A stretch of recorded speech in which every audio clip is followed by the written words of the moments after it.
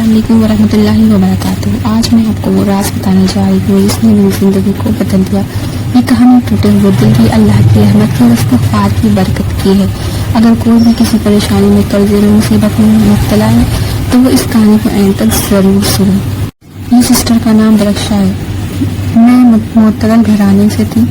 मेरे घर में ना कार है, ना बंगला है, ना ही बैंक बैलेंस है, लेकिन मेरे अब्बू कहते थे गरीब की इज्जत ही सबसे बड़ी चीज़ है। तो मैंने इस चीज़ को ध्यान में रख के अपनी ज़िंदगी गुजारी, पर्दे का एहतमाम करती थी और मेरी पढ़ाई मुकम्मल हो। कॉलेज के इम्तिहानात से फारिग हो गई। मैं समझती थी कि मेरे इम्तिहानात ख़त्म हो गए, लेकिन असल इम्तिहान मेरी अब ज़िंदगी के शुरू हुए थे। मैं 25 साल की हो गई थी और मेरे रिश्ते आना शुरू हो गए थे। एक दिन मेरी खाला हंसते हुए मेरे घर आई और उन्होंने एक रिश्ता बताया। वो लड़का सरकारी नौकर था और उसका बहुत अच्छा ख़ानदान था। कुछ दिन के बाद वो लड़के वाले हमारे घर रिश्ता देखने आए। उनको सब कुछ बहुत अच्छा लगा, मैं भी बहुत पसंद आई, लेकिन उन्होंने कोई जवाब ना दिया। लेकिन कुछ दिनों के बाद मेरी खाला का फ़ोन आया तो मेरी अम्मी रुआसी हो गई और उनकी आंखों से आंसू बहने लगे। जब मैंने अम्मी से पूछा क्या हुआ तो उन्होंने बताया कि लड़के वालों ने इनकार कर दिया। मैंने पूछा क्यों, ऐसा क्यों करा हुआ? तो उन्होंने कहा कि उनको सब कुछ पसंद आया, लेकिन उन्होंने कहा कि हाँ, ये ख़ानदान हमारे मयार का नहीं है। मैं उस वक्त बहुत तकलीफ़ में आई कि क्या दौलत ही सब कुछ होती है, इंसान का अखलाक और उसका किरदार कुछ नहीं होता। मैं फिर गई, मैंने वज़ू बनाया और मैं अपने कमरे में चली गई और अल्लाह के हुज़ूर सजदे में गिर गई और रो के खूब कहा, दुआएं मांगी कि अल्लाह क्या मैं इस काबिल नहीं कि कोई मुझे पसंद करे, कोई मुझे अपने घर की ज़ीनत बनाए। फिर मैं इसी तरह तकलीफ़ में रहने लगी और मेरी अम्मी ने मुझे देखा तो वो बहुत परेशान हुई। उन्होंने मुझसे कहा बेटा परेशान ना हो, अल्लाह बहुत बड़ा है और वो बेहतरीन करने वाला है। मैं अपनी अम्मी और अब्बू की वजह से मैंने अपने आप को संभाला और फिर ज़िंदगी को अपनी उसी पर लाने की कोशिश करने लगी। मैं नमाज़ पढ़ती, कुरान पढ़ती और अल्लाह से रो रो कर दुआएं करती। एक शाम अम्मी मेरे कमरे में आई चाय का कप लेके और मुस्कुराती हुई मुझसे कहने लगी बेटा एक और रिश्ता आया है। जब उन्होंने ये बात कही तो मेरे ऊपर जैसे लगा कि किसी ने बिजली गिरा दी हो। मैं फिर से उसी माहौल में पहुंच गई। कहीं ऐसा ना हो कि फिर मेरे साथ वैसे ही हो। तो मेरी अम्मी ने मेरे सिर पर हाथ रखा और कहा बेटा सब लोग वैसे नहीं होते, एक जैसे नहीं होते। तारीफ करेंगे ये कहकर कि अम्मी चली गई। फिर मैंने वज़ू किया और 2 रकात नमाज़ नफिल पढ़ी और कहा अल्लाह अगर इस रिश्ते में मेरे लिए खैर है तो मुझे अता फरमा देना, और अगर ये मेरे लिए बेहतर नहीं है, इसमें शर है तो मुझे इससे बेनियाज कर देना। उसके बाद 4-5 दिन के बाद वो रिश्ते वाले घर आए हमारे और उनको सब कुछ बहुत पसंद आया। वो रिश्ता पहले वाले रिश्ते से बहुत ही बेहतरीन था। लड़का इंजीनियर था और उसके घर वाले बहुत ही अच्छे थे। उनकी अम्मी ने पहले ही ये कह दिया कि उनको कुछ नहीं चाहिए, उनको बस अच्छी लड़की चाहिए है। ये सुन कर के हम लोग बहुत ज़्यादा खुश हुए, लेकिन मेरे दिल में वो फिक्र थी कि कहीं ऐसा ना हो कि फिर से मेरे साथ वैसा ही हो। लेकिन जब उनकी अम्मी की ये बात सुनी तो मेरा दिल थोड़ा सा इत्मीनान में आ गया। फिर हमारे घर में खुशियों वाला माहौल हो गया और मुझे नहीं पता था कि इस खुशियों के बीच फिर से गम आने वाला है और मुझ पे मुसीबतों का पहाड़ टूटने वाला है। हम सब शादी की तैयारियां खूब अच्छे से कर रहे थे। मेरे अब्बू ने अपनी हैसियत के हिसाब से शादी की तैयारियां करना शुरू कर दी। ने मेरे लिए सफेद रंग का जोड़ा बनवा लिया था और सब कुछ बहुत अच्छे से हो रहा था। घर में बहुत खुशियाँ थी, लेकिन कुछ ऐसा हुआ कि लड़के वालों का बर्ताव हम लोग के साथ ख़राब होने लगी। उनसे कुछ बात करनी थी तो उन फ़ोन करती तो वो लोग कहते कि अभी हम बहुत मसरूफ़ हैं, हम बाद में बात करेंगे, और सही से बात नहीं करते और फ़ोन बंद कर देते। ऐसे ही 5-6 दिन तक ऐसे ही चलता रहा। हम लोगों ने सोचा कि शायद शादी की मसरूफियत की वजह से ऐसा है, लेकिन अचानक वो हमारे घर पर आ गए और उनका चेहरा बहुत उतरा हुआ था और उन्होंने सख्त लहजे में कहा कि हम ये रिश्ता ख़त्म करना चाहते हैं। जब उन्होंने ये बात कही तो मेरे अब्बू का चेहरा उतर गया और वो एकदम सकदम रह गए और हम भी सकदम रह गए कि ये लोग ये क्या कह रहे हैं कि शादी का कि सिर्फ 10 दिन बाकी हैं और ये लोग ऐसी बातें कर रहे हैं। हम लोगों ने मेरे ابو نے ان سے کہا کہ ایسا کیا ہو گیا جس کی وجہ سے آپ رشتہ ختم کرنا چاہتے ہیں؟ تو انہوں نے یہ کہا کہ ہم کو کچھ ایسی باتیں پتہ چلی ہیں جس کی وجہ سے ہم رشتہ ختم کرنا چاہتے ہیں۔ میرے ابو نے کہا کہ کیا ایسی بات ہے؟ تو انہوں نے وہ بات بتائی نہیں اور وہ لوگ یہ کہہ کے چلے گئے، اور ہمارے گھر میں ایک دم ماتم کا ماحول چھا گیا، جیسے لگا کہ کوئی ہمارے گھر میں مر گیا ہو۔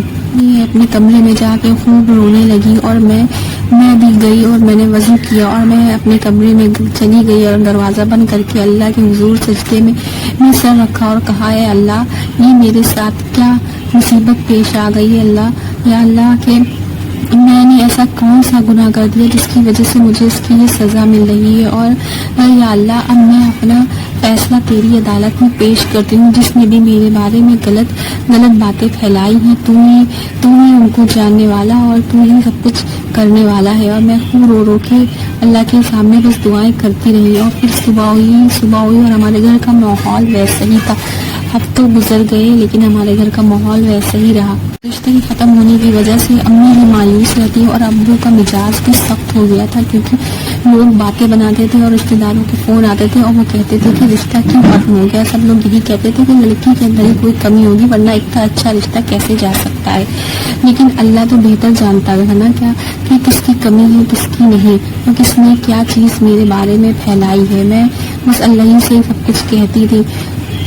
میں ایک دن قرآن پڑھ رہی تھی اور قرآن پڑھتے پڑھتے میرے سامنے ایک آیت سورہ نور کی آیت سامنے آئی، جس کا مفہوم تھا کہ تم استغفار کرو، اللہ تعالیٰ تم پر بارشیں برسائیں گے، تمہیں اولاد عطا فرمائیں گے، تمہیں نعمت عطا فرمائیں گے۔ جب میں نے اس آیت کو دیکھا تو میں اس کو بار بار دیکھتی رہی اور پھر صبح ہوئی، میں نے فجر کی نماز پڑھی اور گھر کا سارا کام کیا، اور ہمارے پاس کی مسجد تھی، وہاں پہ قرآن کلاسز ہوتے تھے، میں وہاں چلی گئی۔ جب میں وہاں گئی تو قرآن کی کلاس ختم ہوئی تو میرا دل ہی نہیں گھر کو جانے کو کر رہا تھا، میں وہاں بیٹھی رہی۔ وہاں پر ایک معلمہ تھی، وہ میرے پاس ہیں، انہوں نے کہا، کیا ہوا بیٹی، تم بہت اداس لگ رہی ہو؟ جیسے ہی ان کا یہ کہنا تھا کہ بس میں ان کے سامنے پھوٹ کر رونے لگی اور اپنی ساری بیتی ان کے سامنے رکھ دی، اپنی امی کی پریشانی، اپنے ابو کی دوا کی بات اور سارے گھر کے اخراجات کی بات۔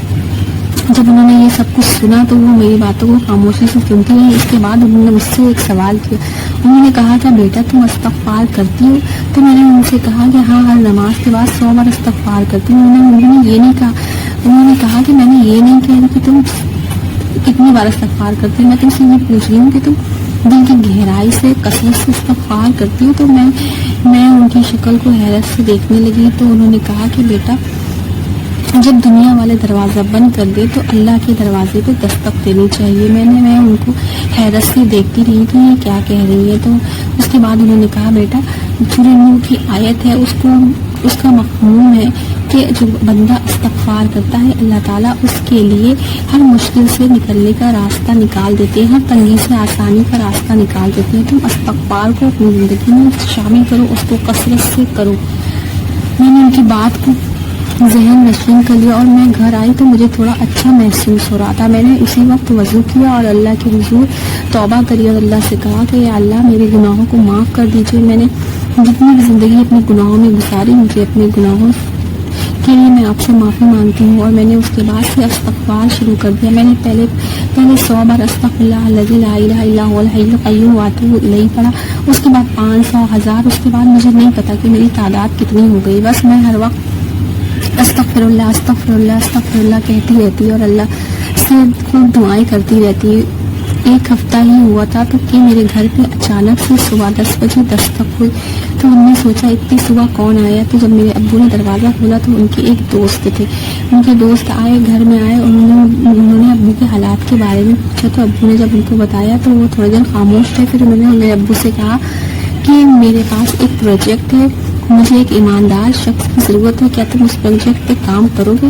میرے ابو نے ان کے چہرے کو حیرت سے دیکھا اور پھر کہا کہ میرے پاس تو سرمایہ نہیں ہے کہ میں کیسے اس پروجیکٹ پہ کام کروں گا۔ تو انہوں نے کہا کہ سرمایہ میں لگاؤں گا، مجھے صرف ایماندار شخص کی ضرورت ہے۔ تو میرے ابو نے حامی بھر دی۔ جب میں نے یہ بات کچن میں کھڑے ہو کے سنی تو میں نے الحمدللہ کہا اور اللہ کا شکر ادا کرا کہ اللہ تعالیٰ نے ہمارے لیے راستہ نکال دیا۔